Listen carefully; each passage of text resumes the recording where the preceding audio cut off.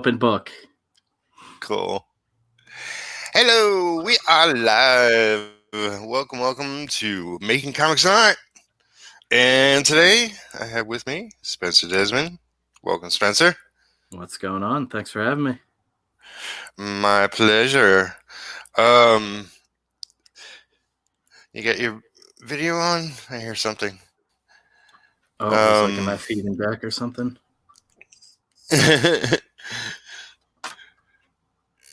I think so. You got a video open? Yeah. So like, No worries. I think it's killed now. I don't know what that was. I think that was like an ad on Twitter or something playing in the background. It happens. I'm tweeting out the link for the video. Yeah, that probably started. Cool. Ugh. Still working out those kinks. Yes. Yeah. Well, the good thing is it's not rocket science, so eventually, it dawns on us. Yeah.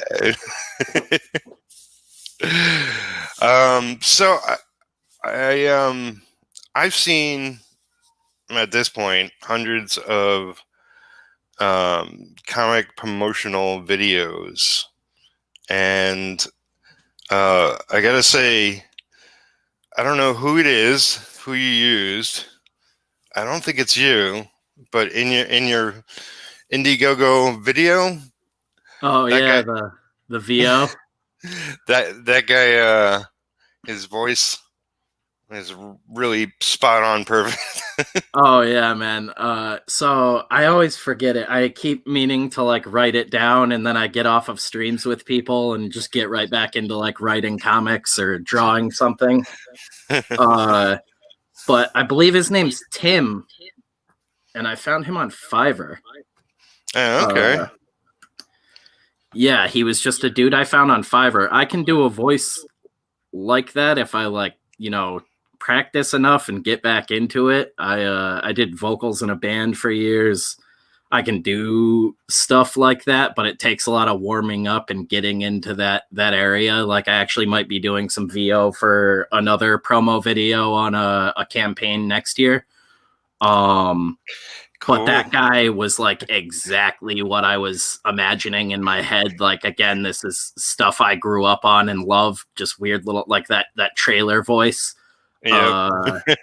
There's a couple different guys that do it, but like for this book specifically, I was like, I want that, just like it's almost a little too cheesy, but like that's exactly what we were going for. And I wrote the script for it and everything and sent it to him, and he was like, well, man, I don't know what this is for, but it sounds like awesome. Like he was immediately on board, got what I was going for. I was like, you almost can't be too campy with it. Like I just told him, I was like, have fun with it.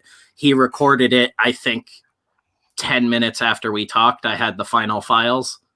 Right.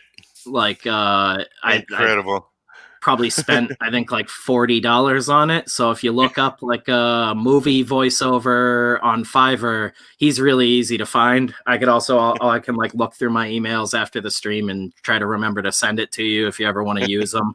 I recommend him to everybody if you want to do something like that.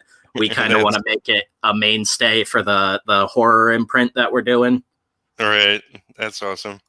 Like he's just it was too much fun, and it was perfect. It was exactly what we were shooting for. Yeah.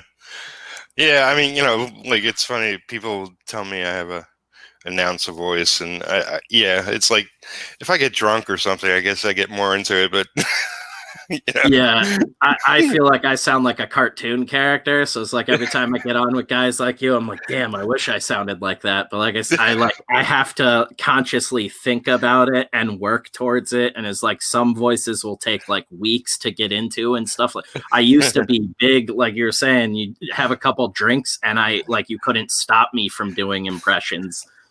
It was like a tick or something. Like I couldn't help myself. But it's like over the years that just like phased out of me. Also, I've had like 2 traumatic brain injuries in the last 10 years. So oh goodness, that'll change you a little bit. So Uh, I tend to not do as many, but now with the comic stuff, it was like the VO stuff I think works really well, especially for just Indiegogos and crowdfunding in general. It's just another layer to kind of set the tone for what you're going for. yeah. It all helps, you know. It's like plenty of people say, oh, you should definitely have this and this, and you know, like none of it's important. Just do a goddamn good book, and Yep. you know, it's like a million different recipes. Yeah, it's like I don't want to follow the rules. I'm doing comics, so I don't have to follow the rules. Yep, and it's like it's weird for me because I'm not like a promo guy. I like to meet people face to face and like shake hands at cons and talk with people, and like I really like just like getting to meet fans face to face and like hang out and talk comics with people. And 9 times out of 10, that's like them letting me know they liked my book, and then we talk about other stuff that we like. Like I'm not big on talking about myself for the stuff I do. I'm like, my books speak for themselves, but that also comes across as super pretentious and up your butt about yourself. And I also try not to be that, but I'm like, it's weird for me. And like I love I love the books I'm working on. I love the guys I work with and everything, but promoting it always feels like shilling, and it's strange for me. It's always been a weird place to be in. I'm like, just read the book. Like I wish I could just hand them out to everybody. I'm here to entertain people at the end of the day. I'm like, getting into all the logistics just stresses me out 9 times out of 10. But we're in it now. Yeah. I just peeked at your campaign. You're 51% funded, which is very, very good. Yeah, we broke our halfway rut. We're up to 72 backers now, which like I feel like I blinked and we were at like 51 the last time I had like legitimately checked it. And then we got on stream with Pete Samedi the other night, our publisher with all my Ransomverse books, and got on with him, Patrick Thomas Parnell. I might be butchering his name again, but the man's so nice, they named him thrice. His Mike Murphy was on there. I don't know if you're familiar with those guys. Mike does like Deep Well. He did a book with Christian Rossi, who I do Voidwalker with. My little icon is actually Christian's art. Oh, cool. The name's familiar, although there might be more than one Mike Murphy. Yeah, I'm horrible with names, so I don't fault you. There's so many dudes blowing up in the indie scene right now. It feels like indie is bigger than the mainstream now, which I love, but it's hard to keep track of everybody. Yeah, it's definitely a good thing. You know, I'm having more and more people come on my channel and talk about what they got going on. And I see a lot more people doing that. You know, obviously Peter Samedi's doing that, and you know, I have my friend Marshall Lee does a lot of that. Jeff, who I had on last night, is doing that with a bunch of people, and he has me on a bunch of times. And you know, it's like we all have our own small little universes and audience, and by cross-pollinating, well, we're able to make the world a little bigger. Yep, and bring our audiences in on, you know, different cool books, new creators they might not have heard of. Like I'm not some big name or anything. It's not like I'm bestowing some huge audience on people, but it's cool. You know, I do have a small following of people that, you know, take my word for things and actually like my recommendations. That's my channel's kind of like, we're planning out right now a little bit of like a movie review thing where it's just like us hanging out and talking about a movie, but it's all over the place. And we're going to have a different comic creator on every time and sort of break down even on a bad movie, there's some things you can learn about storytelling in it, and talking about the successes in storytelling, good shots and stuff like that. Just, getting into movies we really like. We'll probably end up talking more about comics and stuff like that too, but we were just like, we want to be able to differentiate ourselves from what everyone else is doing and have a little bit of like VOD videos going out on top of the live streams. So we're going to be doing a little bit of edited stuff like that, and it's a bit of a free for all over there. Like everyone else kind of has rule. I didn't even ask you. I feel bad about that now, but like people have rules about like swearing and stuff on their channels, and my channel is kind of just whatever goes. We'll be getting into all sorts of stuff we enjoy, and I feel like over time people really start to understand a lot of my influences and how my brain works just by watching us. But I think that's what I like about watching other creators stream and stuff like that. Like I watch so many guys, I feel like I'm constantly going back and just listening to videos on YouTube now. I don't know why I have a TV, but it's just interesting to see different people's thought processes and creative processes on stuff. Like watching you ink, that's the biggest gray area for me. And before I ever wrote comics, I was trying to break in as a penciler, and then I had my accident, and I don't really draw much anymore. But inking was always like a huge blind spot for me. And I was like a teenager, like I can't afford to hire a guy to ink my book for me. Yeah. First of all, I mean, I sort of don't have any rules. You know, I've cursed plenty on my own channel, and others have as well. I mean, I don't out and out encourage it, but you know, it happens. We're adults. And you know, it's like, you know, I mean, you're a writer. I don't expect you to be a great artist too. You know, there are creators out there that do everything, and that's sort of where I'm headed. But yeah, I do. I expect myself. I mean, it's taken me my whole career to like just step out of my original rhythm and just go for it. And you know, I still have a lot to learn, but like, you know, at the end of the day, as long as you have fun, then, you know, go for it. Yep, and you're doing it. That's my whole thing. Like I have the best like support group behind me. I have a bunch of dudes that I'm writing books with and making comics with that are just like, we're going to be here every step of the way. I have one of the guys I'm making a book with, Can't Kill Cade. Kevin Castanero is actually helping me with layouts on the book. This is like realistically the hardest part of it. The thought process for me, he's getting out of the way, and then I can focus on just penciling and inking and making things look really good. I know how to color. I've been coloring for years now. I letter books. Like I can do all of that.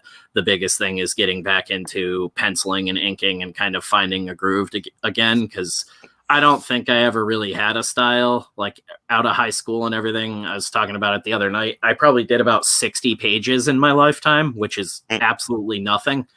And that's like, you know, doing tons of messed up pages and stuff, but like 60 actual finished pages.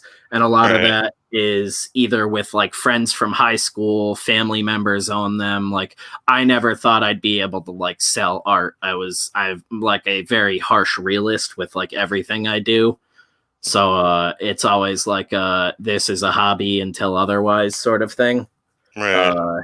Until I got into writing. Like now it's like I take it as seriously as I think I should without losing my mind about things like a lot of people seem to. But like I take it seriously in entertaining people, but I try not to take myself too seriously, I guess. But yeah, like I never like I knew that it was happening for other people, and other people could sell their art and stuff, but I was like, I didn't hold on to anything, and there was nothing that like I would even show publicly. So now I'm back to just like sketching daily and stuff like that, working out kinks and sort of finding my own rhythm, because back then I was very much just like a clone of the guys I grew up loving, like Frege and Liefeld and McFarlane, and just basically a mashup of all of the Image dudes, but done by like an idiot teenager who was like right out of high school, working like a 9-to-5 job to afford an apartment, and then drawing comics like in any free time that I had when I wasn't getting drunk. But a lot of those guys up at Image were young and dumb as well. You know, it's like they got really lucky. Yeah, I didn't realize that till I was older. I grew up like super poor kid, so it was like I get like it'd be a slam dunk when randomly one month we'd go into the grocery store and I would get like the newest Wizard issue, and is like, oh man, like I'm finding out again. But it'd be like, oh, I didn't know like Wizard did like these huge issues on like, you know, San Diego Comic-Con and stuff like that when it came around. Like there was so many blind spots because I was just like one of the poorest kids in the town I grew up in. So it's like you'd get something and you'd only see little snippets. So it's like half those guys I didn't even know how old they were, and I'm like a little like 10-year-old kid having no clue. Like these guys are all just adults in my mind. So it's like I just like these guys are like my parents' age, which I can't even fathom that either. So it's like I couldn't wrap my head around that. Now like I'm, you know, an adult, and I'm like, yeah, those guys were pretty much the same age range as me, maybe a couple years older, and just like broke in at the right time and shot their shot at the right time, found the right people. I think Rob if it wasn't for Liefeld's just like crazy business like acumen, like that dude, I don't think any of Image would have even happened. From what I remember, he was the guy who drew the eye. I'm pretty sure he went and talked to the like distribution investors and stuff like that. Like he's basically the driving force behind all of it, and then got everybody else on board. But like, yeah, you know, it's like I don't know all the details, but definitely like, you know, I think he got Eric Stevenson. Was that the first like sort of editor or just... Yeah, he ended up I think he might actually be like EIC there now, whatever the hell it is, like publisher or whatever the hell they call the top guy there. He's actually like, from what I know, a great dude too. I got to meet him at a con like years and years ago, like while I was like actively trying to break in, and he was like really cool and honest about everything. It was basically like, you're gonna get the same feedback from a lot of big places, and he was right. The best feedback we ever got was a book we were trying to pitch around that nobody wanted. We showed it to Bob Harris because of Jay Lee, actually. Oh, really? Yeah, we gave him a copy of the book because me and the artist were both fans of it, and he was like, this is like crazy, and he was like, check this out, Bob, who just happened to like be at his table, and I had like no fucking clue it was Bob. And I don't know if he like, I think he was at DC at the time. This was years ago, like before my accident, years ago, probably like 7-8 years ago now. I think he was with DC at the time. I don't know if he still is. I know he's like at Marvel way back. And well, he was until recently. I think he might have been let go because of the whole DC firing thing. That's a bummer. I'm not 100% sure, but my experiences with Bob, the one that I've had was amazing. He was quite possibly the coolest like upper dude I've ever met. Like, I haven't really interacted with a lot of editors or anything like that other than at cons really quickly. But Bob read that book and was like, if I handled the Vertigo stuff, like we would be talking about this right now. I guess he didn't. and that was like a big bummer. But then he was like, this should be a movie like next year, like this is awesome. And he like went through it, and then he was like, I can't keep it legally, like I guess they're not allowed to take stuff. And he talked with us for like 10 minutes after, me and the artist, and like actually like sat down with us. You could tell he was like taking time out of what he was doing. And like I said, at the time, I didn't know he was like this huge dude in comics. And then he walked away, and Jay Lee was like, that's huge, guys. And like Jay Lee is also like the coolest dude I think ever. Like he probably would not even remember me, but we met him at Boston Comic Con, and he did that for us. He took our book and then gave us a bunch of like signed prints and stuff. Was just like, I can't take a book from you guys and not give you something in return.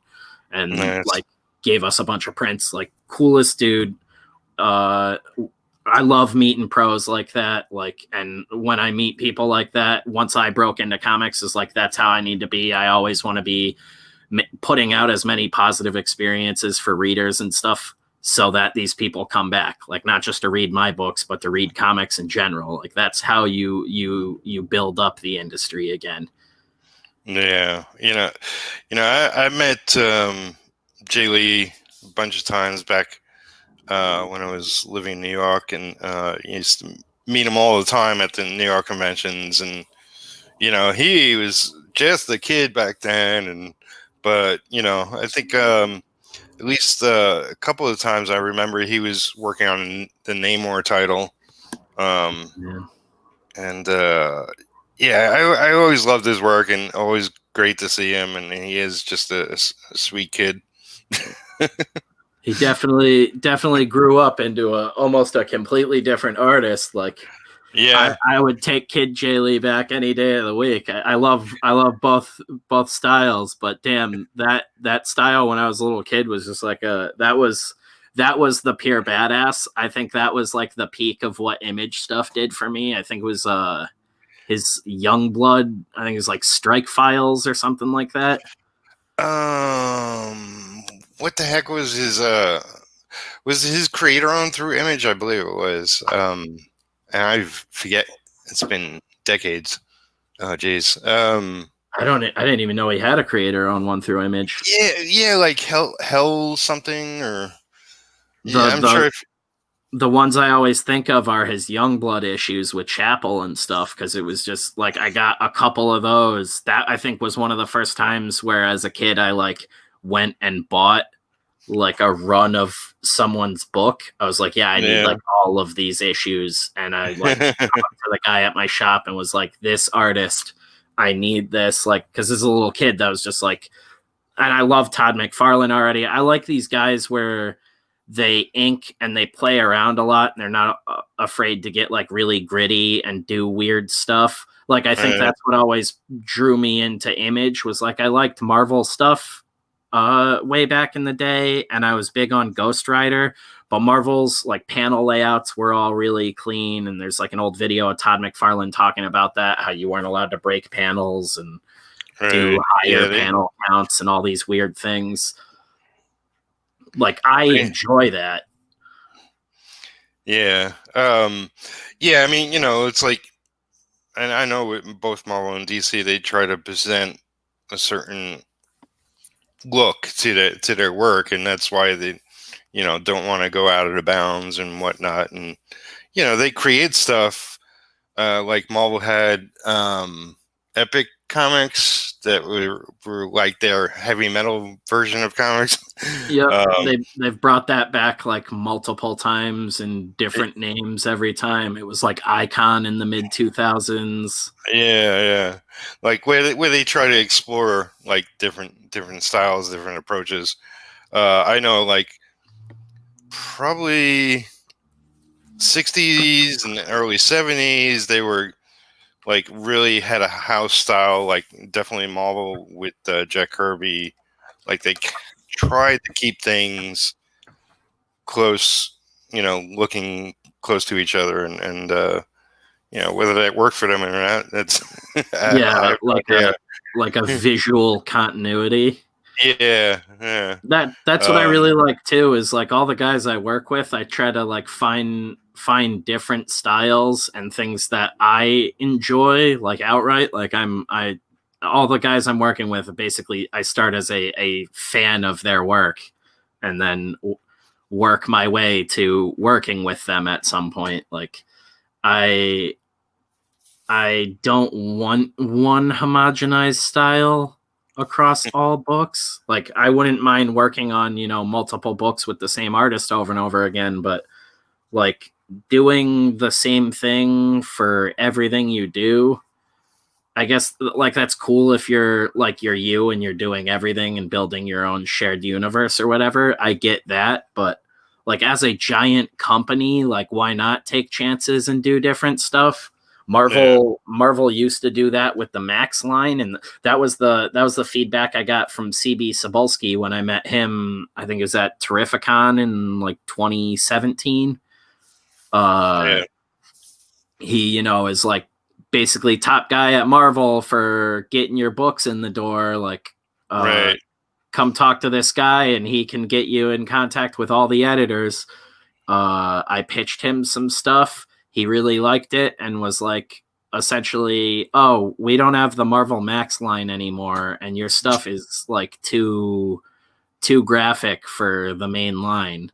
And it's like this was before DC even launched like Black Label after Vertigo fizzling out and stuff like that. Marvel didn't like, oh, DC's coming out with Black Label, more adult books. Like Marvel wasn't like, our answer is to also do our own little imprint with more adult books again. Nope, just nothing at all. But I got the weirdest feedback of like, these are really good, but yeah, we can't do anything about it. And then he told me to email him after the convention, and I emailed him with a bit of a write up on it and everything. What I would like to do. He linked me in with every like chain linked in all of the editors at Marvel. Right.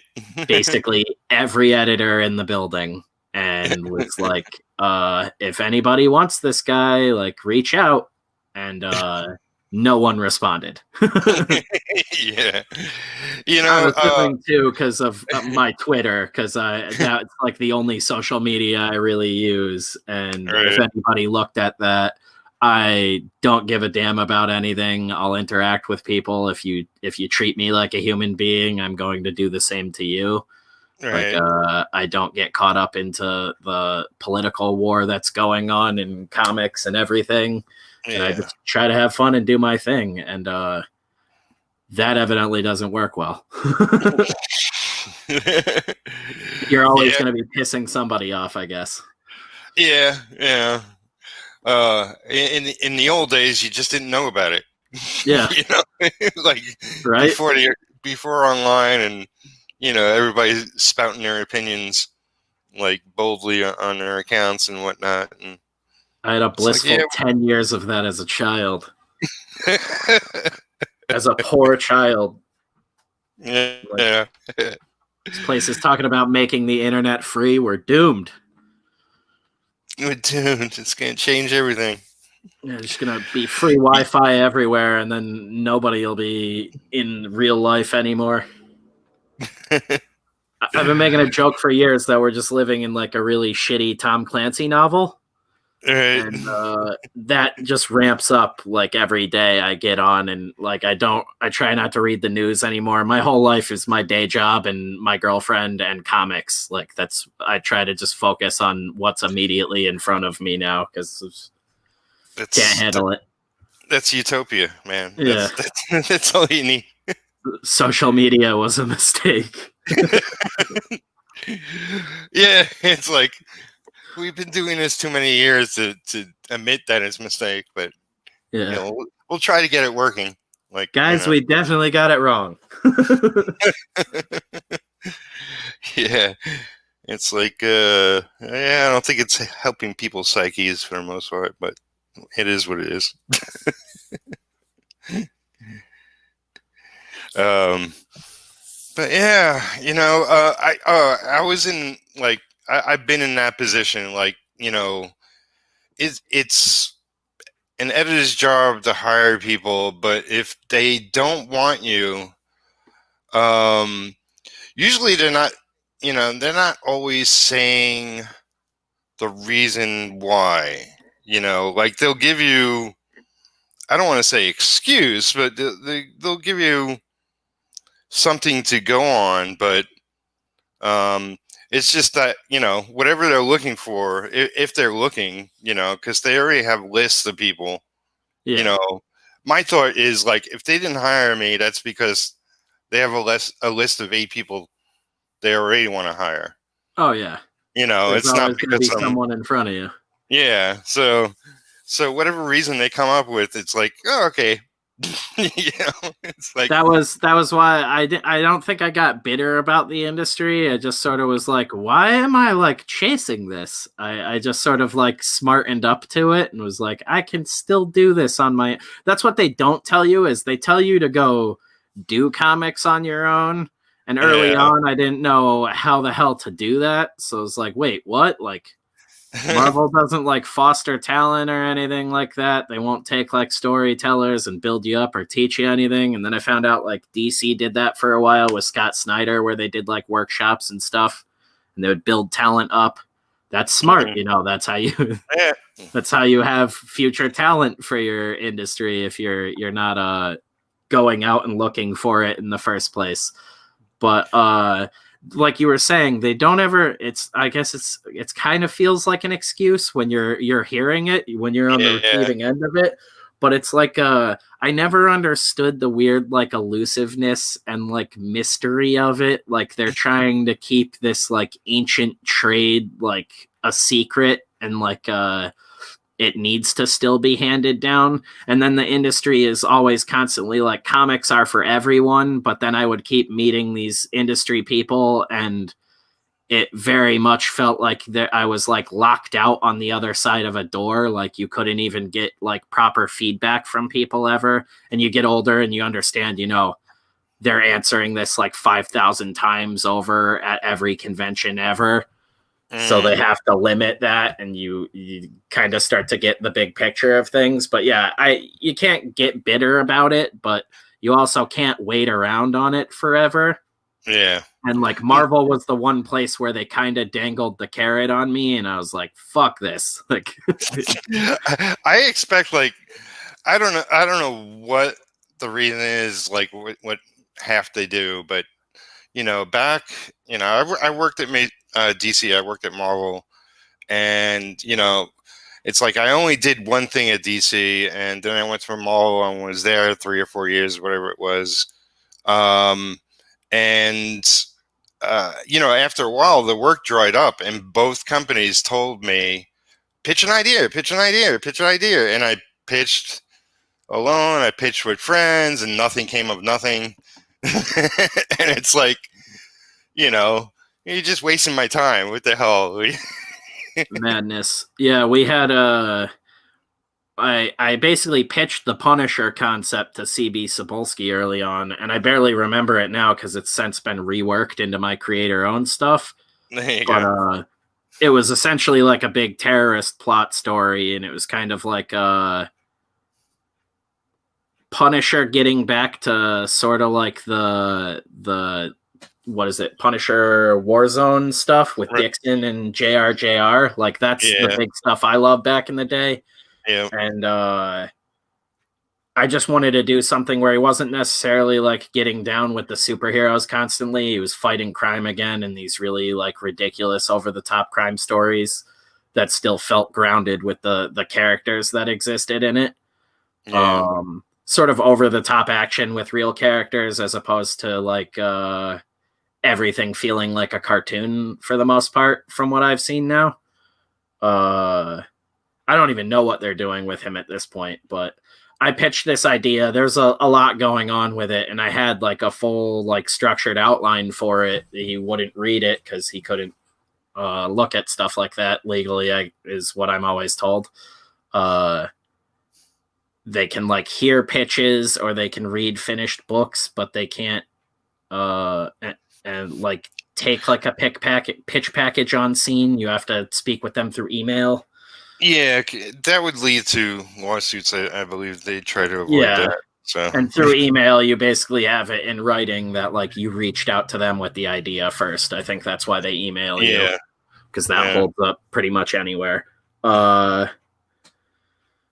Yeah, and then we pitched a Moon Knight idea that was just like a hyper violent Moon Knight, like actually getting into like superhero villain of the month sort of thing. And Kevin Castanero actually did like a little like cover sketch for it, and we pitched sort of like a Moon Knight redesign to fit in with their sort of like teenage hot topic world they were building at the time.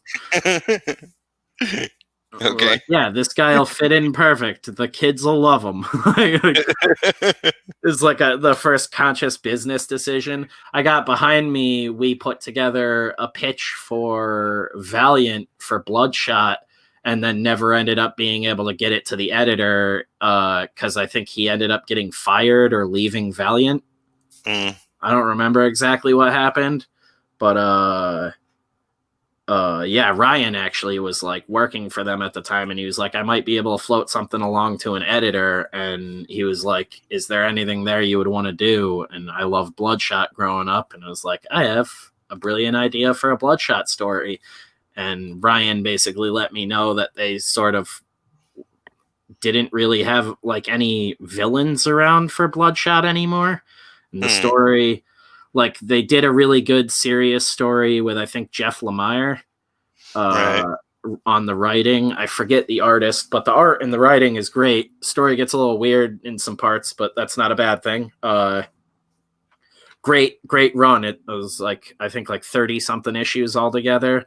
But it's like pretty grounded and sort of gritty and realistic, almost like a Bloodshot in like the Christopher Nolan Dark Knight style. Right. And it seemed like Valiant was trying to get back to, you know, just like being superhero comics, like in their purest form, like they were when they came out. Yeah. And I had just seen right before Ryan told me about that an old interview with Bob Layton talking about when they created the character and how he was basically, they were trying to do a licensed Rambo comic at the time, and it fell through. Right. And that's just like that story I feel like has happened a million times. It's happened a bunch with my creator owned stuff at this point, where I put a pitch together and I was like, oh, it didn't end up being this thing, but I can still use it for one of my characters.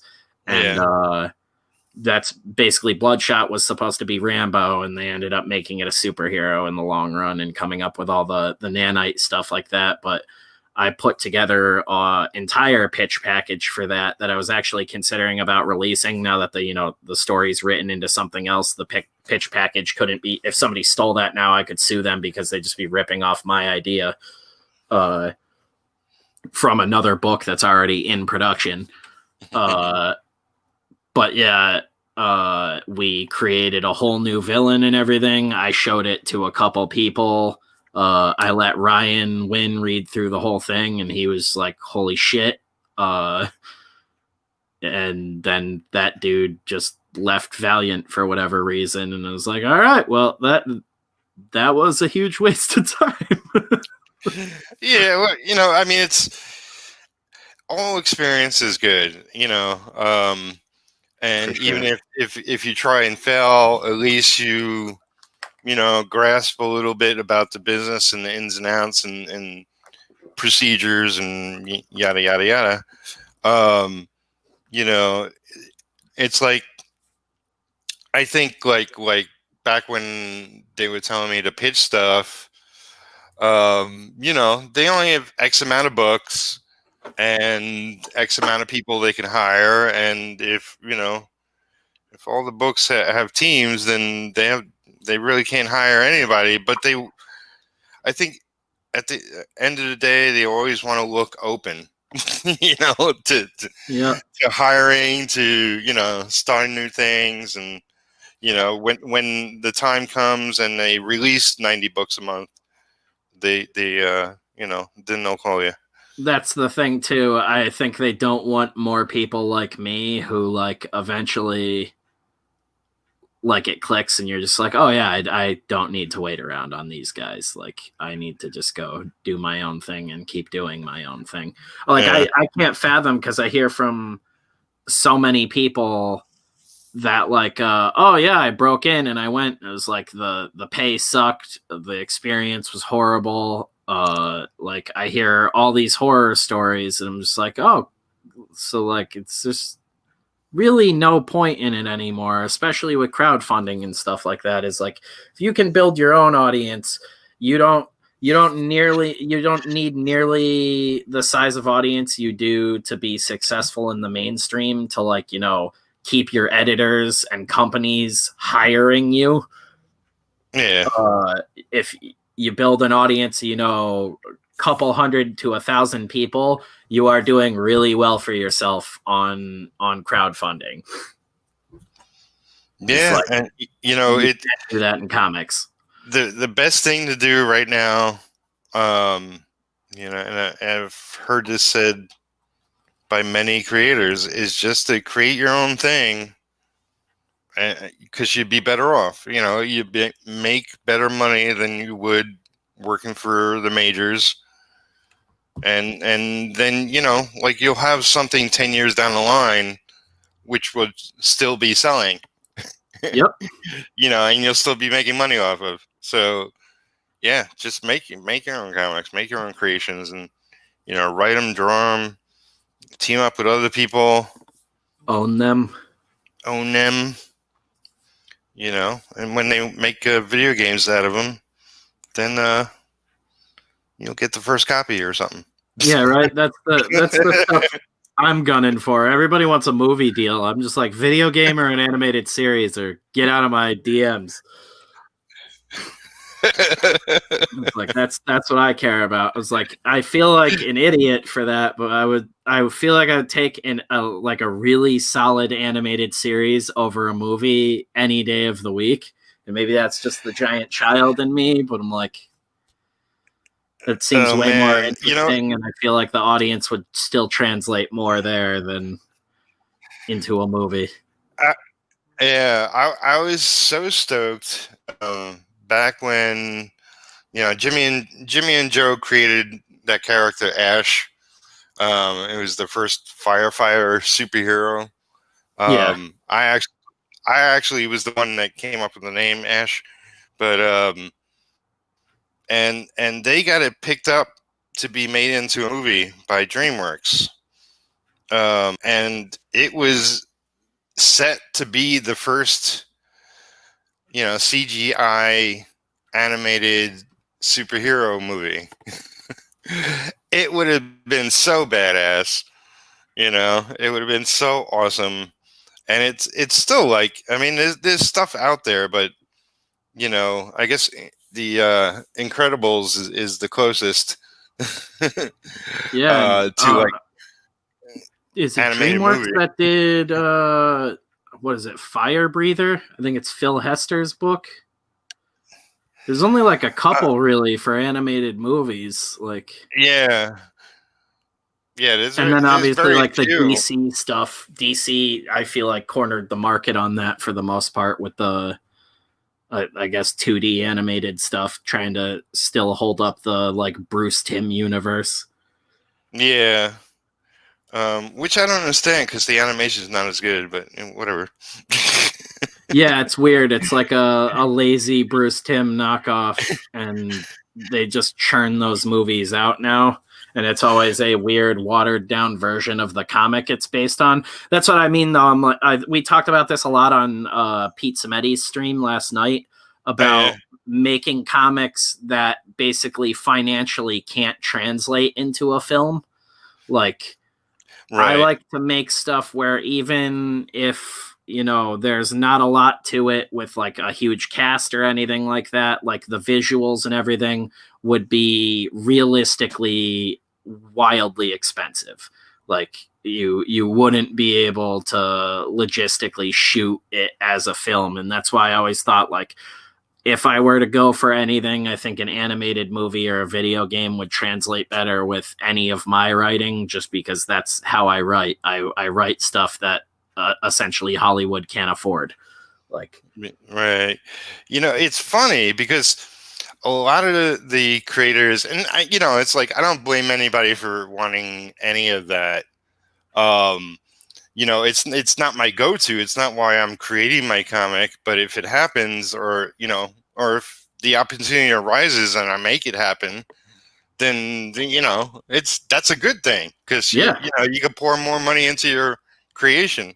Exactly. That's more stability at home to be doing what you love, which is comics. That's what I always try to explain to people. Is like, you can hate on the movie deals all you want, but I was like, if you get one, take it. Like, get a solid paycheck out of it. Like, don't screw yourself in anything. Make sure it's a good deal. But if you get a good deal out of it, take that deal and keep building your comics back up. Because at the end of the day, you still own your comic. They can't take that away from you. They can't change that. There can be a movie out there, but people can always go and read your comic, and that movie will drive people back to your comic as well. It's like, you can also in contracts and stuff like that, request for stuff like that in the negotiations. Be like, hey, I want credit. I want the book mentioned in the credits. Like, you can ask for shit like that. They're called kickers. But the funny thing is, nowadays, with the top video games, they make more money than movies. Oh, without a doubt. Like, even before all this pandemic stuff, it's like, that they're making millions more than the average blockbuster movie, and it's like, I would expect more people to be, like, gearing towards, I want a video game of this. I want, I think it's crazy, but there's like a huge demographic of kids these days that just like don't really care about movies because they grew up with video games, which are essentially a more interactive storytelling experience. Like, it's like, if you grew up like that, like, it's like if you grew up with just comics and then movies came out all of a sudden and you're like, holy crap, like, why have we been reading the whole time? But it's like, these kids grew up with nothing but games, and then someone's like, here, watch this movie where you don't get to decide what happens with everything and there's no agency to it at all. You're just along for the ride. For some reason, that's not as popular anymore. Like, Twitter has showed me that too. I had to mute like a bunch of weird words to like get rid of this weird like anti-film community that kept popping up on Twitter. Oh, yeah. But gaming's a huge part of that. And I think that gaming kind of did that to comics too, where like nowadays kids can pay $60 for a game that they can replay over and over and over again. Like, I play games like a game too, and like, there's some games that are procedurally generated where the game just changes forever. Like, it'll always be a different experience when you get into it and new things to explore. How can you beat that for $60 with a $5 comic monthly? Like, that no kid is going to go for that. Like, it sucks, but that's the reality of things. And Marvel and DC and all these other big companies didn't seem to really account for that in any way. Like, Marvel just started getting into gaming scene like really legitimately again. And I think it's more so on the Disney front of things. But I have to imagine that's like what's keeping these companies afloat at the end of the day, is the, auxiliary merchandise and all these different licensing fields outside of comics. Like the Spider-Man game was huge. They're doing another one of those right now. They just had the Avengers game drop that sold really well. They did a huge Fortnite crossover recently with a bunch of Marvel characters. But it's like, gaming's been around for a really long time now, and it's been really big for a really long time now. I think it's been more than $1 billion industry for like 6 years running. Right. It's huge. They're multi-billion-dollar industry, I should say. I think it's been $1 billion industry for quite a while now. It ballooned up really quickly, but the numbers on it, every time I go back and look at it, it feels like more cartoony, so it's hard to even throw out a number. I'm like, I didn't know money like this happened anywhere. Like it's insane. But that's why I'm like, the comics could all bomb like every month, and these companies would still be good. Like they'd just shutter. If that's the case, they'd shutter the comic stuff and keep doing all this licensed other stuff. Because at the end of the day, these stories can still be told, sadly. And the industry has gotten into this weird position where companies can basically act and play like they don't need artists and creators at the end of the day. That's why we got things like Image and stuff like that. But it's a weird place to be in, and I was born into the comic industry just being like this, so this is like all I've ever known.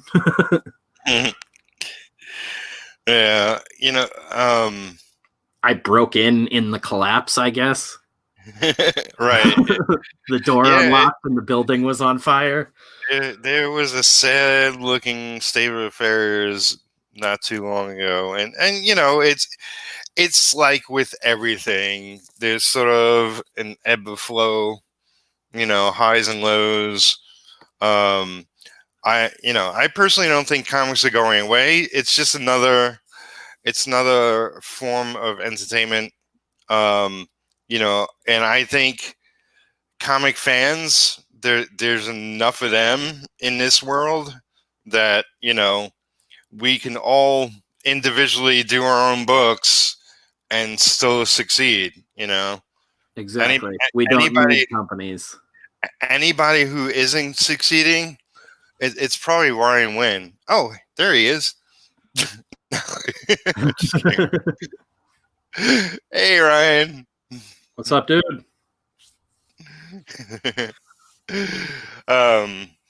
Yeah, it's like I really think everybody can succeed. It's just their own business shortcomings that trip them up sometimes. I don't want to disrupt the convo. Just saying hi and listening while I draw. Awesome. Cool. That's my biggest thing. I get in my own way. And that's what I mean, though. At the end of all of it is like the industry, at least the mainstream industry, the way I saw it, it's been built up into this way where it's like battered woman syndrome for artists and writers. Like we are made to think we need these companies in order to make comics, but you can just do this stuff on your own. Like no one's going to stop us from telling a story and making a comic. Like you're going to have to burn every piece of paper in existence. For me, it's like compulsory. It's damn near addictive. Like I can't stop myself. I'd still be writing stories even if I wasn't getting published. Yeah. It's like I've been looking at movies lately, and it's like there's a serious threat going on to movie theaters. Whether they'll recover or not, and and I start thinking in terms of all the businesses that exist, and what's my point? I don't know. We're in a big transition period overall. Like I worked in the theater industry for a while, and that is a very, very big reality right now, is that we could potentially not have theaters in the near future. And I think like the Amazon world that we all joked about for years is kind of coming to fruition now. To the point where even like Walmart and all these other companies are smartening up to it, and they're like, oh shit, like maybe we need to start getting into this delivery service stuff more and more. And it's like that, what was it, Pixar movie WALL-E? Right. We're all just getting like too convenienced and comfortable in things. Yeah, but it's like I start even thinking like, do we need colleges? Well, I know, like, I'm living out in Kentucky, in a small town in Kentucky, and the biggest thing in town is their college. Yeah.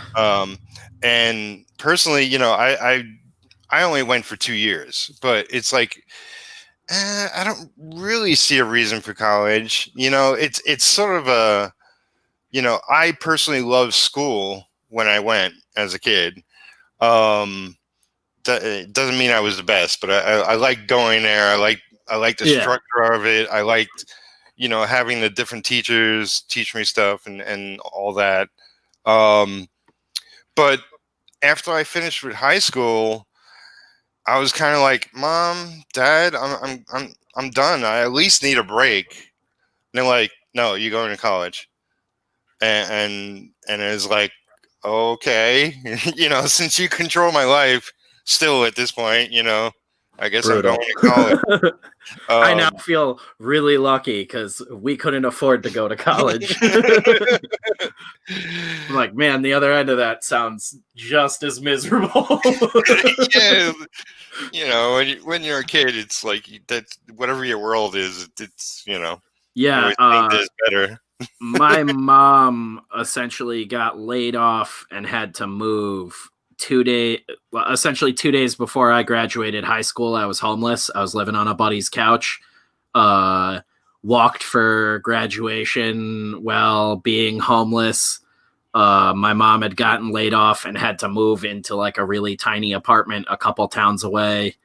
I got a second job and like hit the ground running thanks to a couple of friends like letting me crash at their place for a few months, and just sort of like never looked back, but didn't really have the time or the money to go to college for a while, and then just didn't. Like, I've thought about it now, but I just turned 30 in June, and I'm like, I feel like I'm closer to dead than closer to going to college at this point. Like, I believe in always learning. And like you could do it on your own, especially now. It's like you could just find courses all over the place, exactly, and just take something up. You can also just buy college textbooks on Amazon and stuff like that. Like, if you really want to learn a lot of this stuff, you're basically paying at a lot of these colleges nowadays for someone to read out of a book to you, which is insane. Like, I have so many friends that are super bitter about their college experience.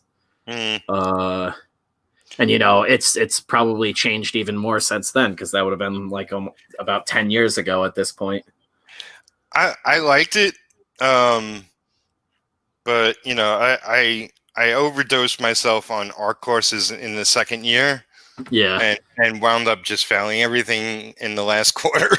That's probably what I would have done, if anything. I would have gone to school and been like, "There's art classes. I don't need a good degree. Like, I don't need something that's gonna give me a job after this." Like, I would have doomed myself more than I already was.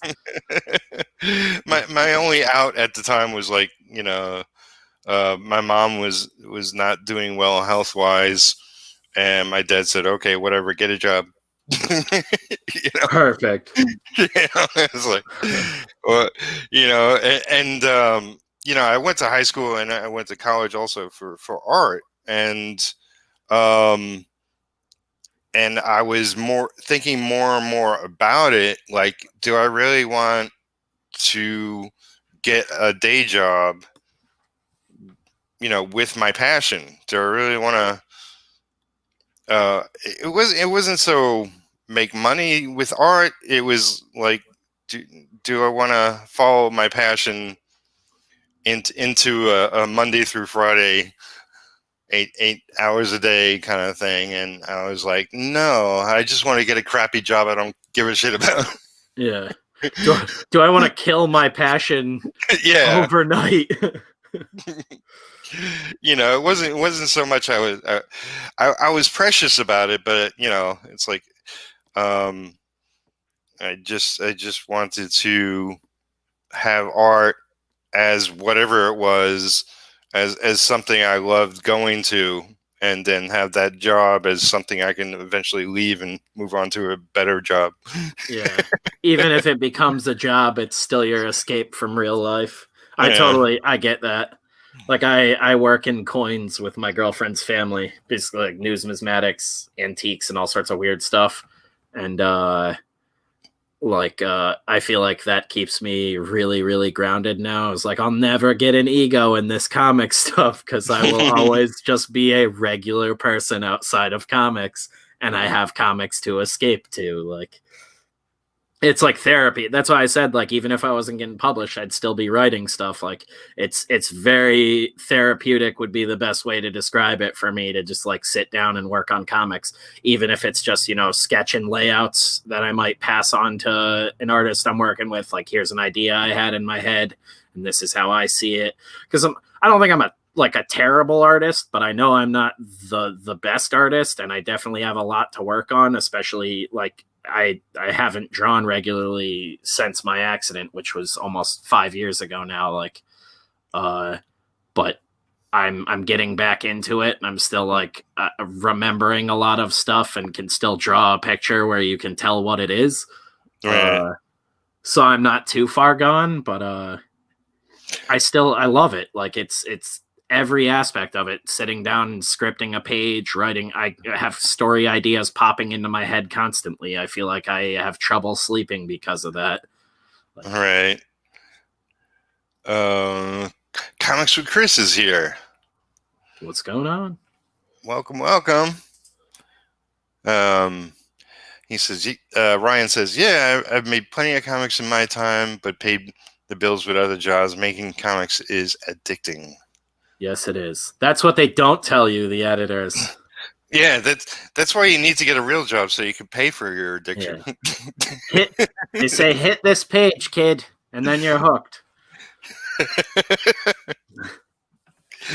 Let me give you a line in comics. Oh, man. I never looked back. Never looked back. Chris, I couldn't agree more, man. I'm the I don't know what your health issues are, but the same for me. My accident messed me up for a while, and just like sitting down, working through hand exercises to like draw, and like it genuinely is like a form of physical therapy when I draw now. And I just like, even if it completely sucks when I'm done, I'm like, I did it. And that's what I'm like focusing on now, is like the whole like finished, not perfect mantra of like, just get it done, like actually be producing stuff. I'm drawing little like essentially fake panels in sketchbooks, just getting used to framing different shots and stuff like that, so I can start building it back up like Legos into storytelling. Because that to me is the most important aspect, is like my art might suck a little bit and not stand up to everybody else on the market, but it will be my own art. It will be finished, and if I do my job right, the story will be told and make sense, and that's what's most important to me. Yeah, there's no right or wrong way. There's plenty of artists that there's artists out there that do comics that aren't skilled artists. Let's just face it, but they're good at getting across an idea or a story, or and really it just that's all you need is to get across what you're trying to say. And like you say, like as far as your skills go, like doing it every day, yes, that's definitely, like, I notice a vast improvement when I'm drawing every day. And it's like lately I've fallen out a little bit, and I need to get back into it. Yeah. And it's like I really miss it. I just really miss making doodles every day. It's like, Yep. And I miss like seeing where I could take my artwork, because I know like I'm more skilled than anything I've done thus far. I just don't have the time right now to really dive into it. I got too much on my plate, but I'll get there. And I really want to explode onto the world, like Homelander. But yeah.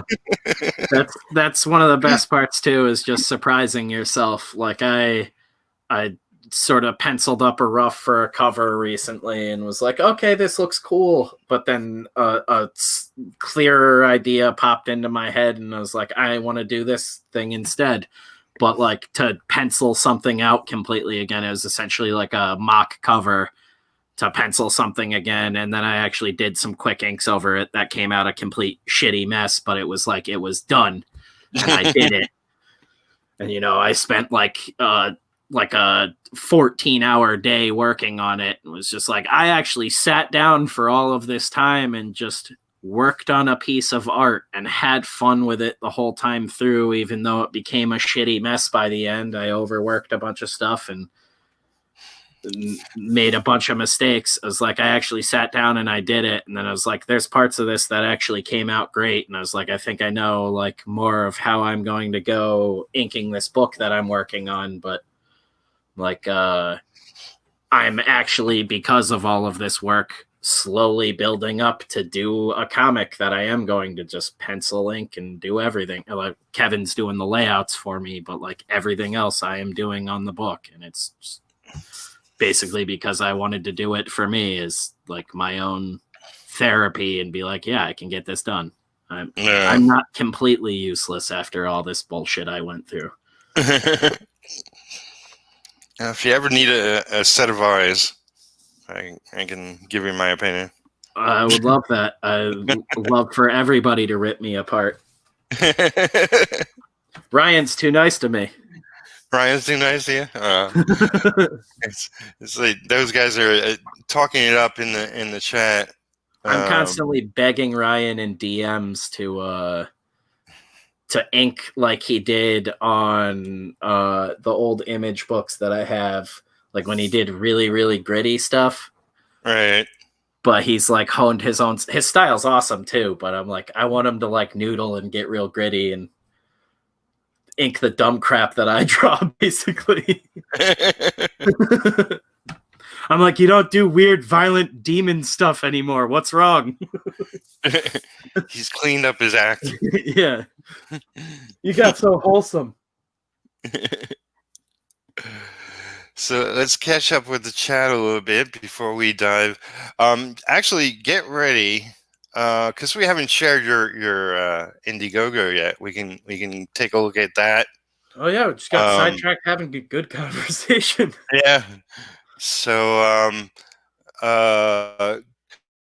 Comics Chris, he had cancer not too long ago. He's been dealing with that.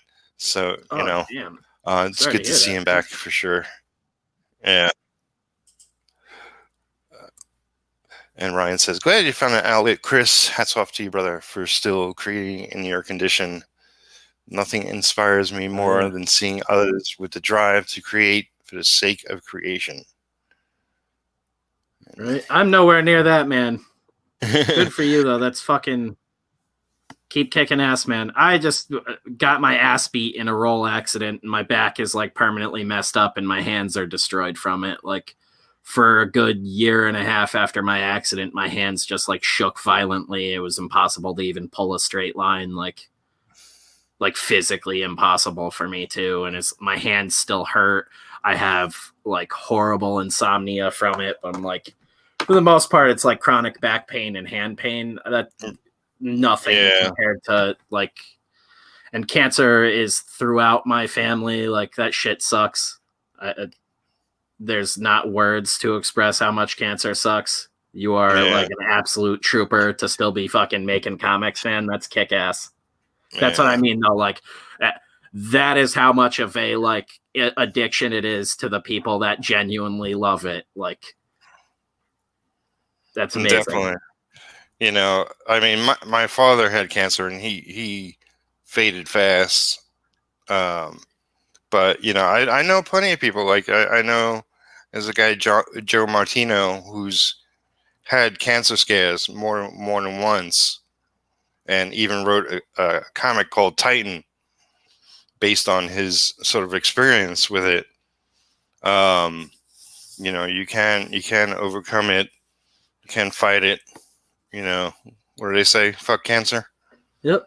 There's plenty of people out there deal with it, and it's horrible. And hopefully, science and medical stuff has advanced so much in the years, but I think we're idiots on some common points, and eventually find out what the hell, is all behind us and whatnot. Won't that be a party of a day when we finally figure out cancer Yeah. in a better, less destructive manner? I mean, it has come a super long way, though. Yeah, I read something, and it's about plastics. It's like all this plastic in the world that doesn't biodegrade, and that's a real serious problem. I heard that they found a solution for it. That they found some chemicals that break down plastic, so that would no longer be a problem. I was reading something about that. I wonder if that chemical becomes the problem, but right, that causes super cancer. Yeah, it's like, not to be a pessimist or anything. He says he has a very curable one too. That's great, man. I know chemo still sucks, but that's the best possible outcome you can have. Like I've lost friends to it. I've lost family members to it. My girlfriend's mother had cancer way back in the day, and it was really hard on them. Like she had one where they weren't sure if she was going to make it. It was kind of like 50-50 on her, and luckily she's still around today. But yeah, that shit just sucks at any level. But I'm glad that it's a very curable one from what you're saying. Yeah, definitely. Keep making comics. If you're on Twitter, fucking reach out to me sometime, man. I'd love to check out your stuff. Yeah, I'm always interested in seeing people's comics. Christian, what's up, dude? Welcome. That's my co-creator on Voidwalker. His art is my logo. Awesome. Pick. Boom. Losing my mind. No problem. We brought it down for a serious moment, and it fried my brain. Well, can you get it set up as to share the Indiegogo? Oh yeah, and we can venture over there.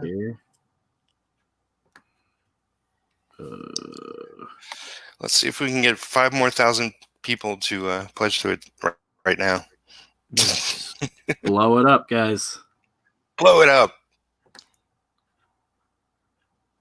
I just shared it. All right. Let me grab. That we be. I need to update our little log line because Jeff came up with the most brilliant one that just like you don't have to discuss anything else. It's just what if Conan the Barbarian was a biker in Dawn of the Dead?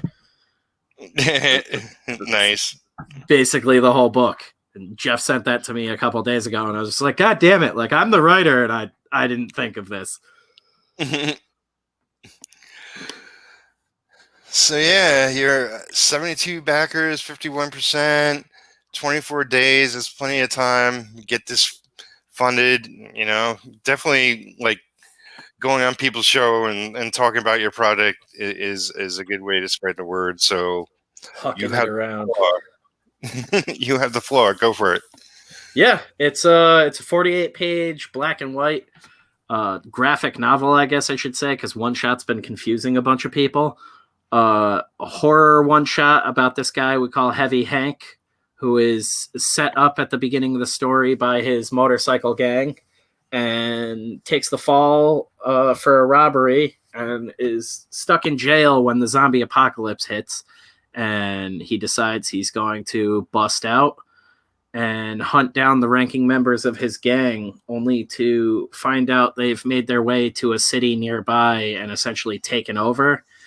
And he has to team up with a lady of the night, Darcy, and track these guys down and get his revenge, essentially. It's a very gritty grindhouse revenge tale with set to the backdrop of a zombie apocalypse. It sounds very much to me like a John Carpenter movie for some reason. Oh, he is a huge inspiration to us. We got a synthwave soundtrack with the book to drive that tone up even more. Like I love Carpenter's stuff. Like I grew up, I saw a lot of his movies probably way younger than I should have. Right. But he's a huge influence on me and a huge influence on Jeff. He's one of the zombies on the front cover art of the book. Like, very much would fit in the John Carpenter universe of things. That was sort of what we were aiming for early on too, was like an Escape from New York sort of vibe with zombies, like not quite futuristic or like dystopian sort of Mad Max feel, but that gritty griminess and just cool, larger than life characters. Right. Like if the character is going to be one dimensional, they better be the coolest one dimensional character you've ever seen. Like, everybody should stand out in their own way. Yeah. I mean, well, if I pick up on that, then it must be oozing John Carpenter. Oh yeah. We're wearing our influences on our sleeve throughout this book. Brad Rose Hammerella crossover. I'm so excited for that book. I don't know if you're too familiar with all the Alterna stuff, but that's another book Christian's doing with David Chiesa. I know next to nothing about what the book is about, but it looks kick-ass, and Christian's doing the art on it, so it's gonna look kick-ass. Oh, I'll definitely have to give it a look. Yeah, he's just amazing all around. Great dude and a phenomenal artist. Cool. Well, I should get him on here. No Rad Rose Voidwalker crossover, Christian? It only makes sense. Jeez.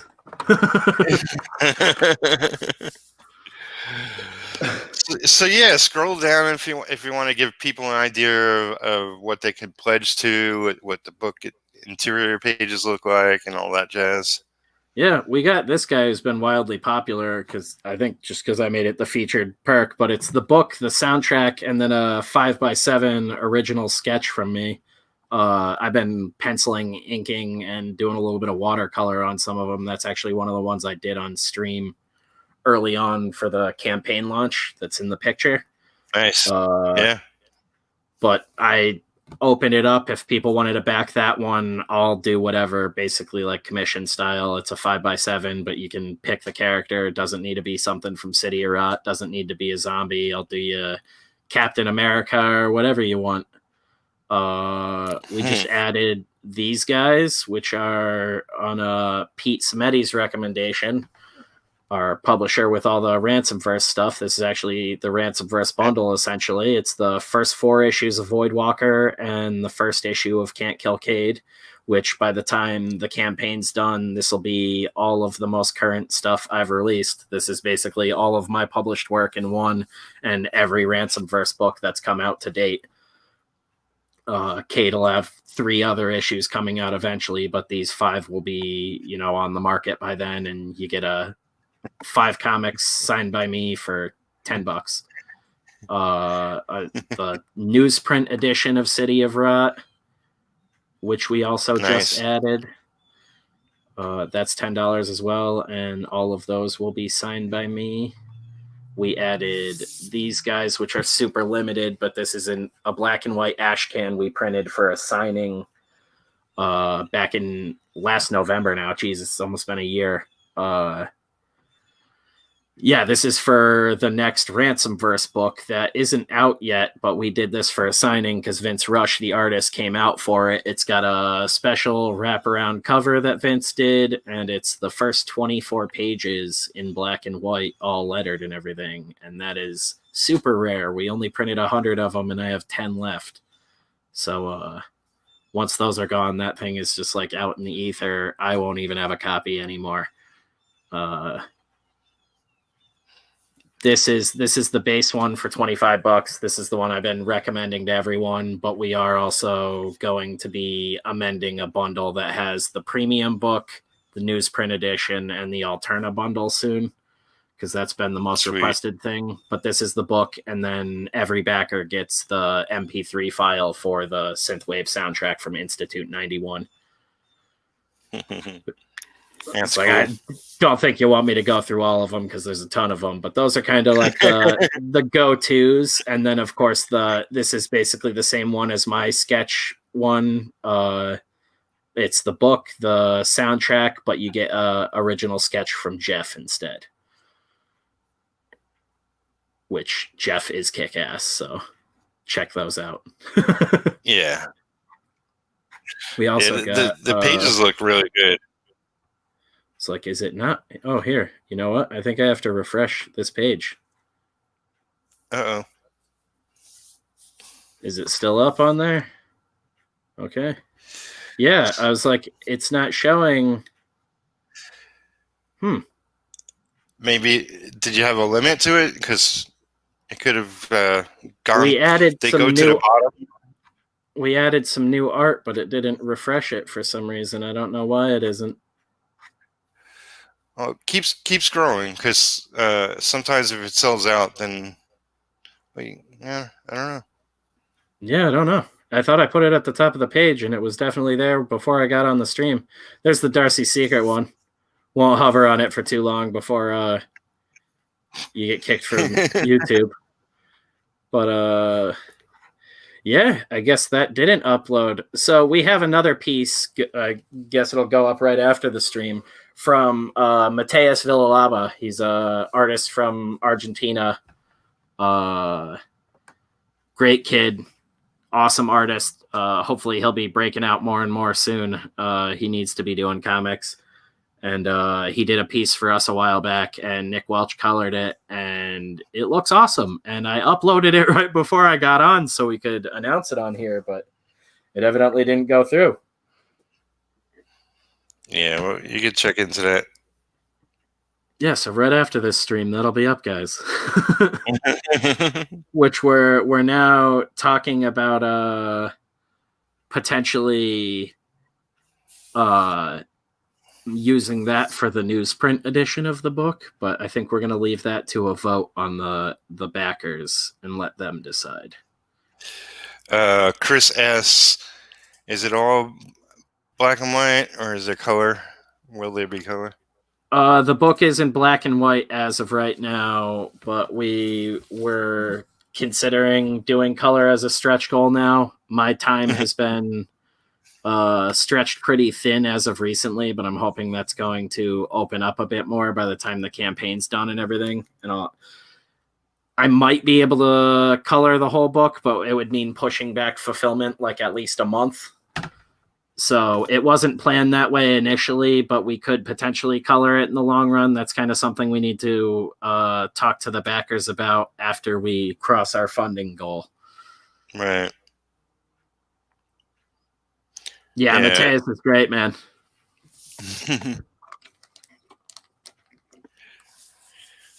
So cool. So yeah, like if you haven't pledged, give it a pledge. If you haven't shared it out, share it out. Yes, please help us. Share this video out so people can go watch that and check it out. Help us put the billionth zombie comic out into the world. We're embracing that the genre is wildly oversaturated, and we're promising a very ridiculous take on the genre as a whole. Like, zombies is in there because we enjoy it, but it's an ingredient in the overall recipe. Like, there's a lot more going on. Like, there's a whole character we're not mentioning it because it kind of ruins the hit of the surprise in general. Is it Bill Murray? Of just like reading it? No, I think it's better than Bill Murray. But that is like very on par. Like, that's the whole thing too. We didn't want to do like a straight up comedy that's just like where it's zombie satire. We wanted to do. We take it very seriously, but it is fun and over the top in some very ridiculous ways. Yeah.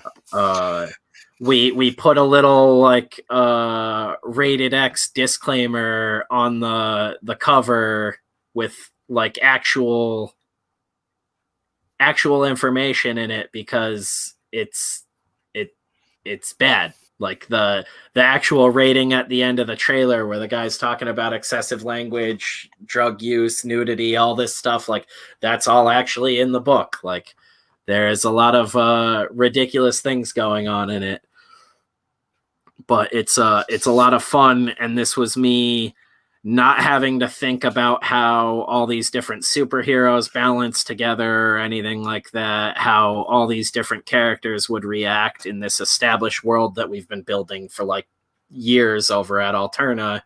Now I just get to have fun and play with essentially like one ridiculous character that we came up with, who's just like insane human who shouldn't exist in this world of evil bastards, and he's sort of like the worst of them all.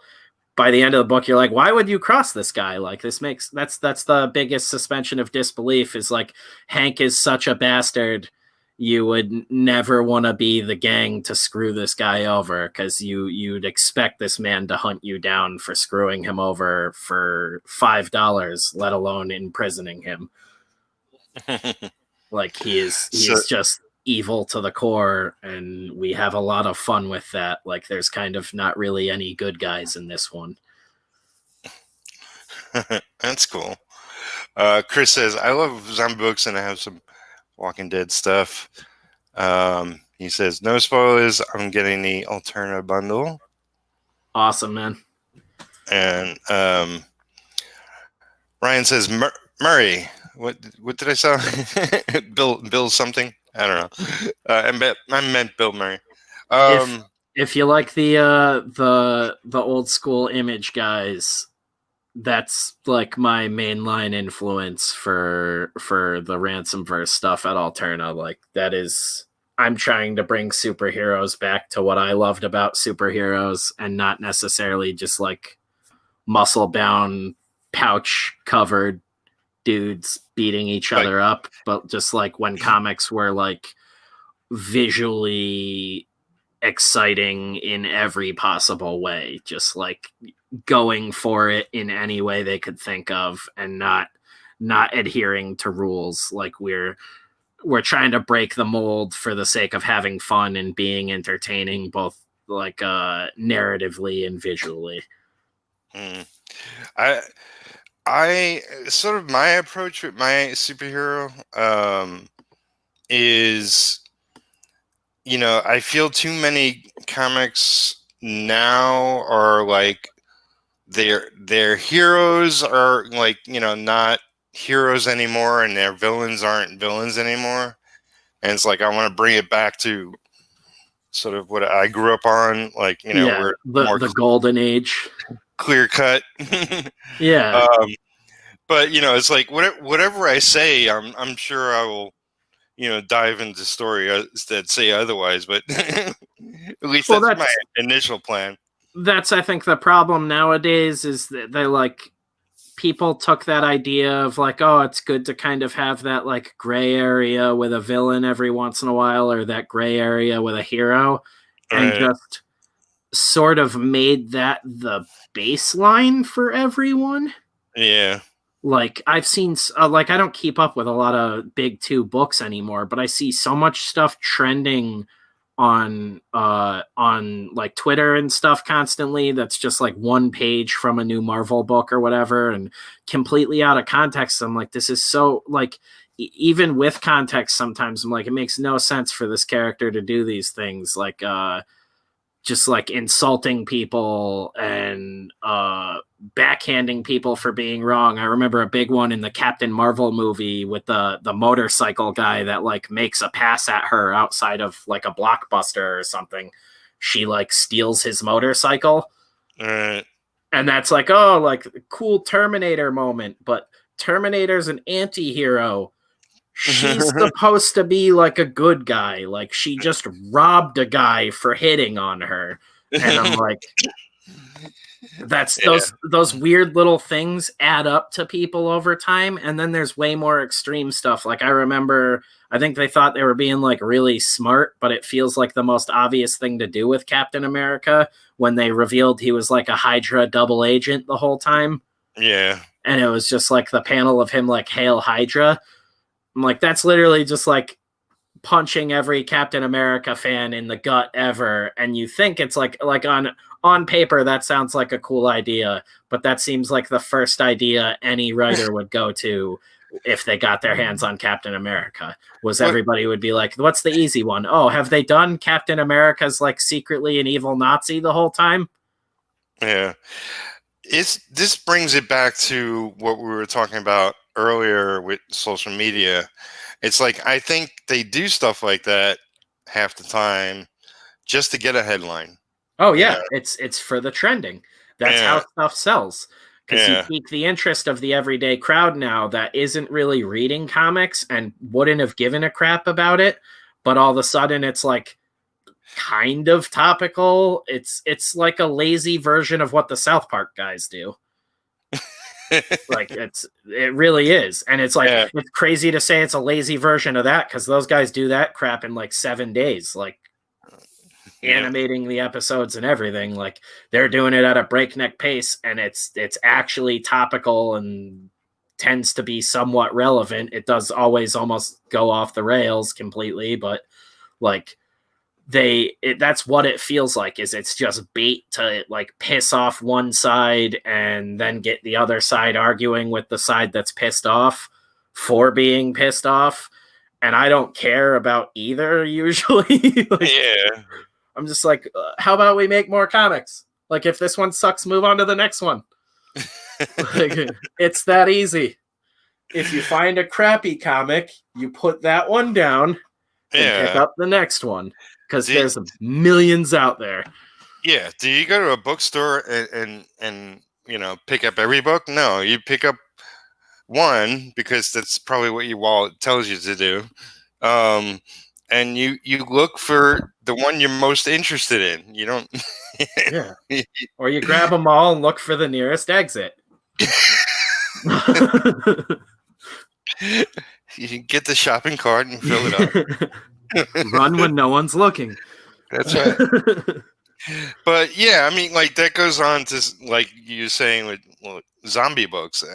I don't think there's too many zombie books. I don't think in 5 years there'll be too many zombie books. You know, like the superhero zombie ratio is vast. Yeah, you know, right. people were still picking up superhero books. So, you know, if the average person is tired of zombies, then, you know, there's plenty of other books. There always will be, you know.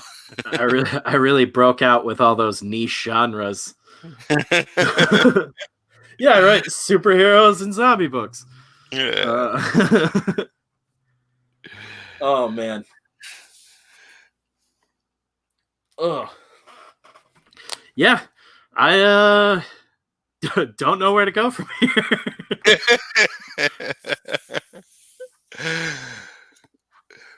I wish you guys could see the Mateus cover. Yeah, back the book. If you haven't already, share it out. Appreciate it if you have already. It's been an insane process, but the support's been overwhelming for us. It's really like we exploded pretty quickly too, way more than I expected to. We're still pushing and hoping to get funded, but like in the middle of working a day job and running around like a madman in my normal life, being able to escape to my comic world is a blessing. And I have that because of this community. Like getting on streams, talking with you, talking with everybody is just like it's a refreshing change of pace from the day to day. And I hope to be doing it more and more in the near future. Awesome. You know, it's funny. I usually come up with a title that sort of sounds like a theme. I did indie comics guidelines, and frankly, there are no guidelines. You know, it's whatever you want to make, however you want to make it. You know, there's no standard format. I mean, you can do what plenty of other books do, you know, an average 20-page story or thereabouts, or, you know, 8 by 10 or thereabouts, or, you know, like standard glossy paper nowadays. Like you have the newsprint variation. I have, you know, I grew up on newsprint, and I like it, you know, I love it. and I'm going to look into doing retro um, in both ways, like you are, I and you know, think you to have definitely like should, man. have If you like a need, newsprint. sorry, Good. if you need any help with that, Pete's got the printing partnership program and everything. I don't know if you've talked to him at all about it. I haven't, but you know, as soon as he mentioned it, my ears perked up, and Yeah, it's like when I'm ready, I'll have a sit down. the pricing is great. It's really easy, and like the quality is better than the newsprint books you grew up reading, just because the technology is a lot further along now. The paper Yeah. stocks are a little bit better. I worked in printing for quite a few years before I ever got into comics. That Yeah. was what I was doing right out of high school. And I worked in multiple print shops, and then I ran like I worked at a Staples hub for a while doing like their high-end print production stuff. The newsprint that he does is great, and the price is insane compared to printing anything else. Like anything else, you will not find comic printing at these prices and quantities anywhere. You can get 500 books for like a few $100s. Like it's crazy. Right. And they're beautiful newsprint books. Smell that newsprint smell, and like to me, like that. I was a '90s kid, which was like the last bastion of like newsprint. But we used to go to like this arcade down in Jersey on vacation, and like you'd stack up tickets, and one of the main prizes you could buy at the counter was just these bundles of old newsprint comics that, in hindsight, the owner was probably just going to a comic shop and buying these old like overstock comics and just bagging them up in like giant Ziploc baggies basically. But like you got like 3 or 4 comics in these bags, and it was like 100 tickets at this arcade, and you could get like 100 tickets in like 20 minutes there. So I'd go home with stacks and stacks of old newsprint Transformers comics. Like every once in a while you'd get like a Alien vs Predator book in it or something. It was like really cool. But Yeah. that was comics to me for so long, and it was like I started seeing trade paperbacks in Barnes and Noble and stuff like that, and those were on premium paper, and I was like, oh, this is weird. And then there was this transition when I was still a kid where all of a sudden floppies were on premium paper, and I was like, this is really weird. Like this is like a waste of paper. It's like I gotta say, I like it. Like, you know, I like seeing my comics on good paper, but at the same time, like economically, you know, like comics could, if everybody switched to newsprint tomorrow, I think the industry would do phenomenally better. If you could call your shots like that, like Yeah. if you could still go into Marvel or DC and be like, all right, I want to do a Batman book right now. I want the whole damn thing printed on newsprint, and we're selling it for fucking $2 a copy. Like Right. that would sell stupid levels, I feel. And they're not even willing to test it once. Like just do a one shot throwaway issue that's like, if people really dig this one shot, maybe we'll do an ongoing on newsprint. And you do that one shot on newsprint, and you see how it's received, you see what people like about it, and you do it at a newsprint price tag, and you do it with a team where you know they're going to get paid well and everything like they would on a normal book. You know, you might take a little bit of a loss if you're not selling a ton of units on it, because you have to pay the creative team and whatever. But eventually you're going to hit a tipping point where you sell so many units of that book because you're Marvel and DC and you're selling a book dirt cheap again. Like I think the cheapest Marvel book is like $5 now, $4.50 or $5, I think I saw, which was insane to me. I think they did $1 books recently, either Marvel or DC. I forget now. I Those are haven't been. the facsimile ones, though, and they're printed on premium paper again, from what I saw. Yeah. They're just like printed at a loss. They're charging $1, but they're just like popular issues from way back in the day. Well, let's face it. Like, Marvel is owned by Disney. DC is now owned by AT&T. Yep. They could exist and not make a dime.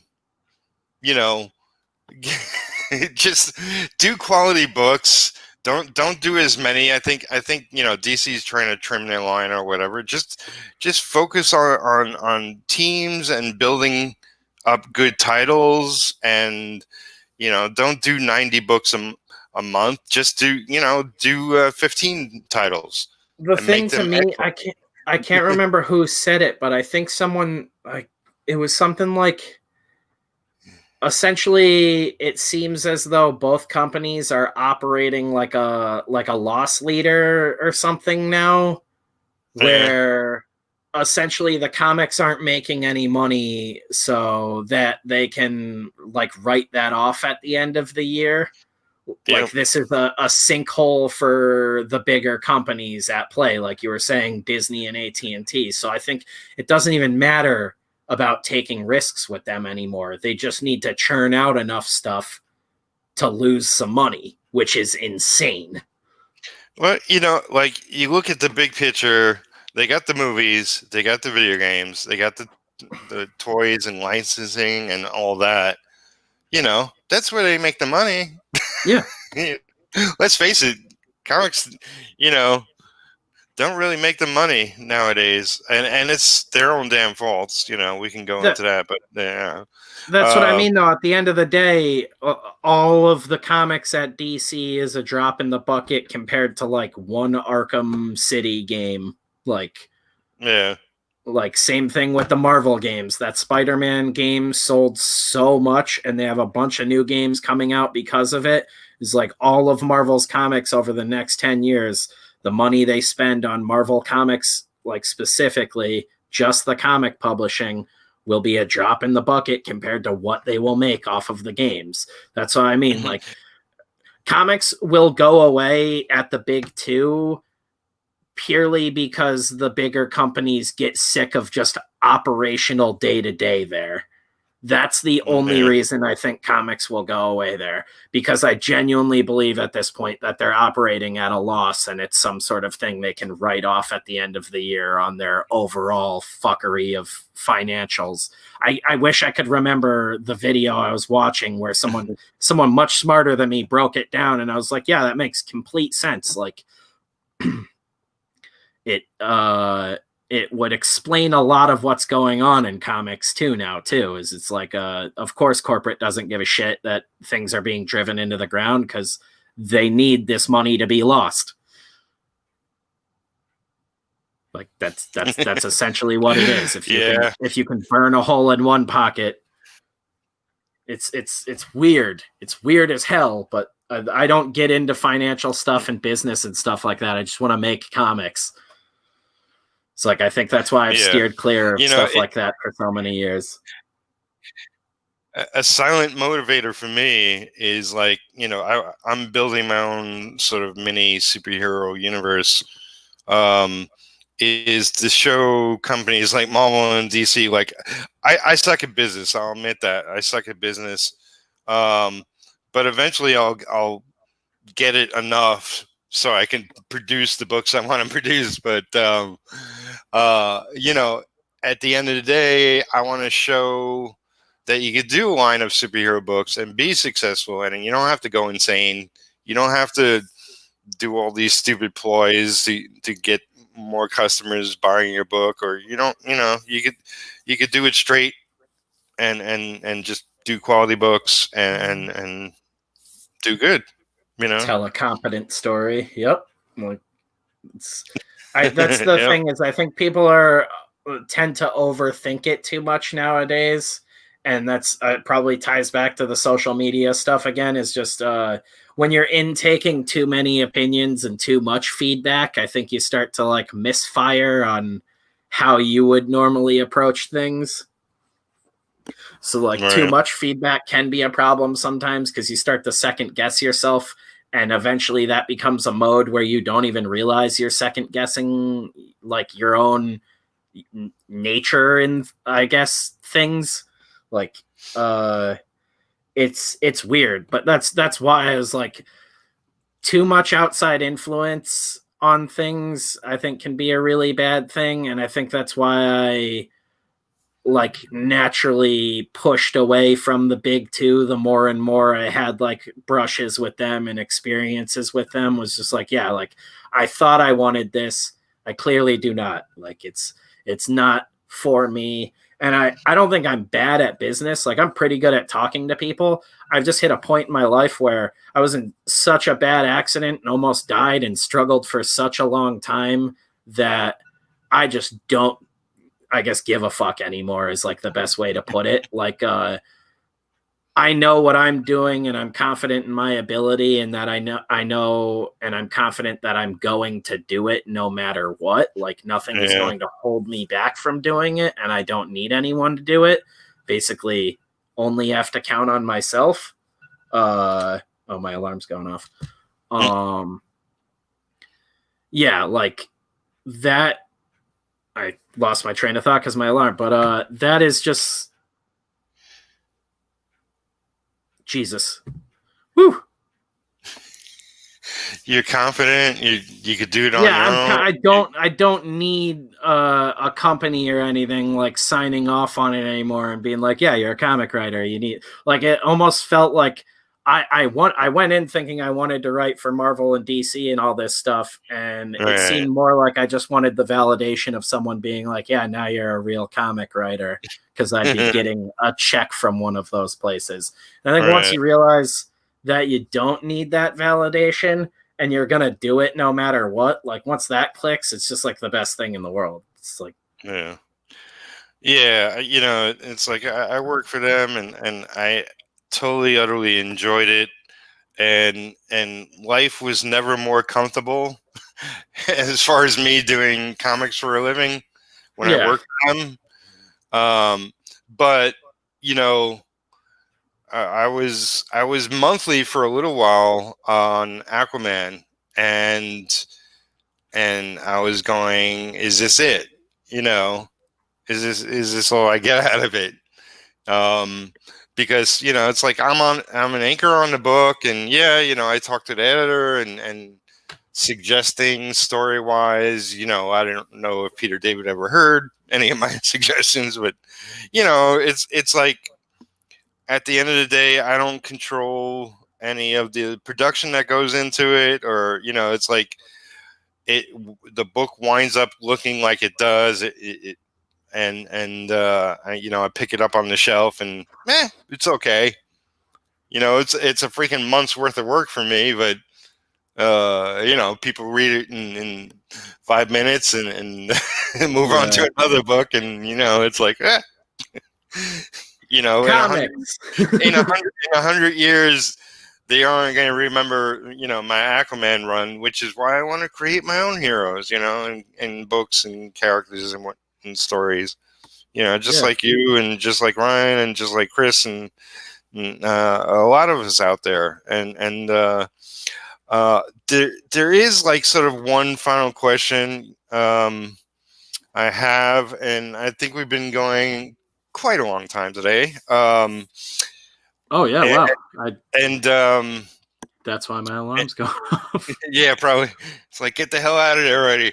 Um, but it's like, I know, like it's something I want to do, not today, but somewhere down the line. But I don't see a lot of sort of small publishers teaming up with others. And I wondered if that ever entered your brain, not because you needed to, but because wouldn't everything be maybe slightly easier, or wouldn't it be more fun to have a friend who's a partner, or it's like, it's 100 pluses and minuses. It can go any way, but I thought of at some point I would like to get a partner in it because number one, I don't really see myself as like sort of the public voice of a company. Yeah. It's like I may run things, but I don't want to have to talk about it all the time. Exactly. I'm great at running things, and I'm good at like keeping a team on track and together and everything. And I like to think we produce quality stuff, but I'm like, I feel like I'm a nutcase in the public eye. Like I'm not the guy. I'm like the homeless guy at a fire barrel behind the building is what I look like. And people are like I'm a hit at conventions for whatever reason. I'm a friendly guy and everything. I don't think I should be the guy representing any company. Like, I think I might be too honest, and that's from that don't give a damn mentality. Like I tell people, like, you have a genuine brush with death, and a lot of stuff just kind of fades away with like things that get to you. Yeah. You're very quickly like especially the accident I was in, it was like in literally like a snap of the fingers you could just be dead, like gone. And me, that for a while just like stuck with me, and was like, I can't, that was part of the reason that I was like, all right, I need to like crack down, get really serious with writing, and actually like pitch stuff out and start doing this. And if that didn't happen, I probably would still be working like a regular job at like a movie theater and hating life. Right. But like that not giving a damn mentality is like a huge blessing for me. I don't know what I would be without that. I don't know if that's from hitting my head really hard and it genuinely just like changed me or what, but that is it's a beautiful thing. I don't,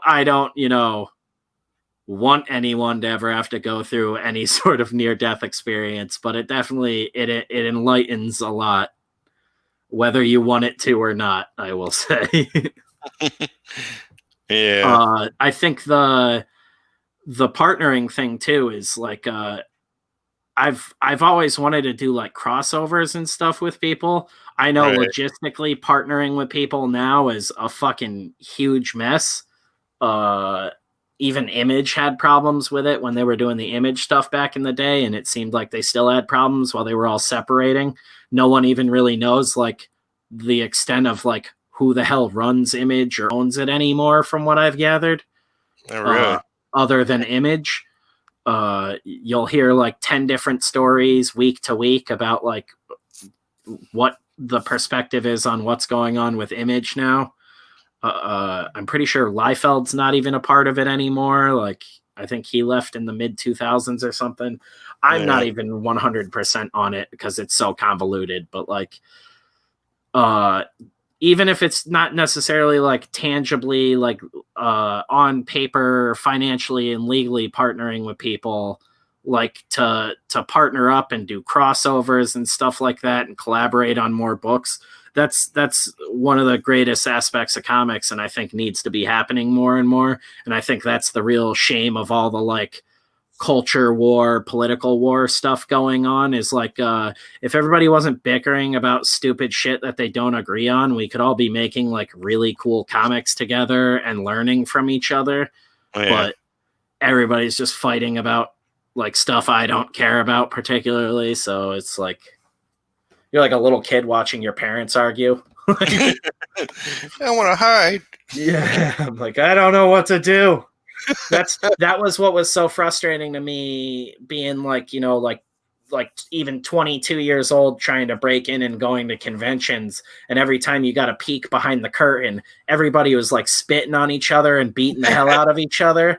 It's like oh, maybe I don't want to break in there. Like it's like what artist pulled the gun on what editor? Yeah. And you see it every day now, man. I mean, I think it's a funny story, but there's a story of someone punching out Rich Johnson, and I got to the bottom of that. someone punched him out at a convention for all of his bleeding cool nonsense. I don't know anything about that, but oh man, it's a hilarious story, and I did some Batman detective work and found out who it was. I thought for years it was Frank Thierry knocked him out just because Frank always struck me as that guy. And then I met Frank finally, and we got the full scoop from a group of people on who actually punched out Rich Johnson. But that guy's an unsung hero. I don't promote violence, but but it happens. Yeah, you talk a lot of crap, and men will be men. Yes. I'll say that much. And I think, honestly, too, I think the comic industry would be a lot healthier right now if people just, like, punched it out or talked it out like reasonable human beings. There's this new idea where, like, a fight amongst two adults is outlandish and ridiculous. I'm like, that's like what solved, like, everything throughout my history has been some epic argument or fist fight with a friend, and then we're like the best of friends. It's like I've had friends who have knocked me unconscious who will probably be at my wedding. Yeah, like Hemingway's rolling over in his grave. It's like that's how you solve things. Yeah. It's better than going to war. It's like, if it's just a fist fight on the street, that's fine. Yeah. That's how you know you're out of line. I made a joke today. I was like, when COVID dies down, I'm only doing cons in states that have mutual combat laws. It's like people will stop. I think the comic industry would stop running their mouths. Like everybody arguing over the wrong stuff if you could just legally punch each other in the mouth once. Yeah. I think that's another thing. You didn't get punched in the face as a kid once if you're running your mouth about comics on the internet. You got by pretty safe. You need a near-death experience and a solid punch in the teeth. And then you're well-grounded and ready for the world. Yes. So, do you want to promote? Obviously, people go check out City of Rot. Watch the video because, like I said earlier, that voiceover guy is awesome. Check out the video. If that doesn't hook you, I don't know if you'll enjoy the book. But that video is the book synthesized down as quickly as possible. I'm glad you like it. Like we've gotten either no comments on it or like a few people that are just like, this might be one of the best trailers I've ever seen. And like, I love that. We were expecting way more people to be like, the trailer's awesome. We're just like, we did this totally for ourselves. Yeah. Well, yeah, I know too many, like, I know like putting it together a video is a lot of work, especially if it's something edited and whatever, scripting it. But, I've seen too many lame attempts, and more often than not, people use a lot of text, and that gets really, really boring. But yeah, yours was fun, and it showed off the book and did its job, essentially. Hell yeah. I got to wrap things up because I am... Yep, we're done. Getting hungry and got some work to do. Yeah, me too. All right, everybody. Thanks for checking out. Give it a like, comment, subscribe if you haven't, and go check out City of Rot. Hell yeah. Until next time.